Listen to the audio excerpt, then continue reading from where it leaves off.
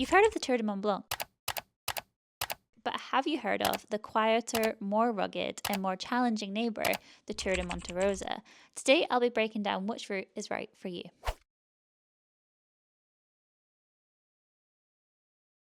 Kicking off with the basics, both routes are circumnavigations of their respective massifs. The Tour de Mont Blanc circumnavigates the Mont Blanc massif going through France, Switzerland and Italy.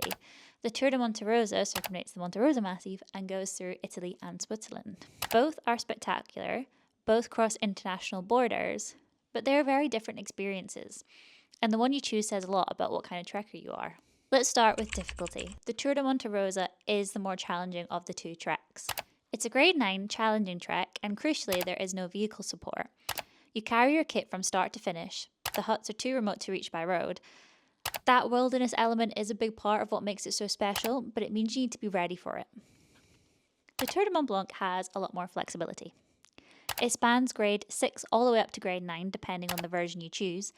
So whether you want a moderate introduction to alpine trekking or the ultimate high-level challenge, there's a TMB for you. Now onto the scenery. Both have views that stop you in your tracks, but they're very different. The TMB gives you variety, picturesque valley trails, charming alpine villages, that iconic Lac Blanc with Mont Blanc reflected in its waters. The Tour de Monte Rosa, however, is rawer and more dramatic. Think Dom, Weisshorn, and yes, the Matterhorn. It's all about the mountains for you if you choose this trek. With less of the village charm and more sheer alpine drama, the Monte Rosa route is for you. Now onto the crowds. This one is actually quite simple to answer because the Tour de Monte Rosa is the best kept secret of the Alps. Serious trekkers have been whispering about it for years, but the TMB on the other hand has been the one that's been on everyone's lips for the past few summers. It's iconic, but it's busy, but it is for good reason. But if you do want solitude in the mountains, the Tour de Monte Rosa wins. Now down to the nitty and gritty, how many days you need to take off and logistics associated around doing these treks. The Tour de Monte Rosa is a 9-day trek but does have 11 days required in the itinerary, although if you are smart with your planning, you can complete it with just using 8 days of annual leave.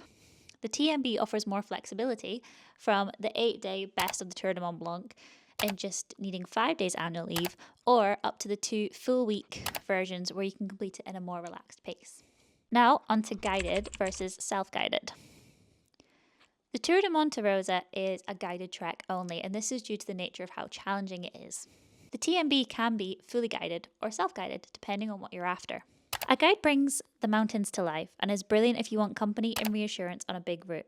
Self-guided is perfect if you want total flexibility and the freedom to set your own pace every single day. So, which is right for you? Choose the Tour de Monte Rosa if you want something more off the beaten track, if you want glacial walking, don't mind carrying your own kit, and want one of the most rewarding wilderness treks in the Alps. Choose the Tour de Mont Blanc if you want flexibility over style and difficulty and prefer your luggage transferred.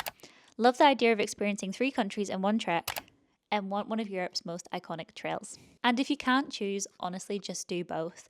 We do recommend starting with the TMB and then graduating to the Tour de Monte Rosa, just so after the Tour de Monte Rosa's wildness, you don't get a shock on the more established routes of the TMB.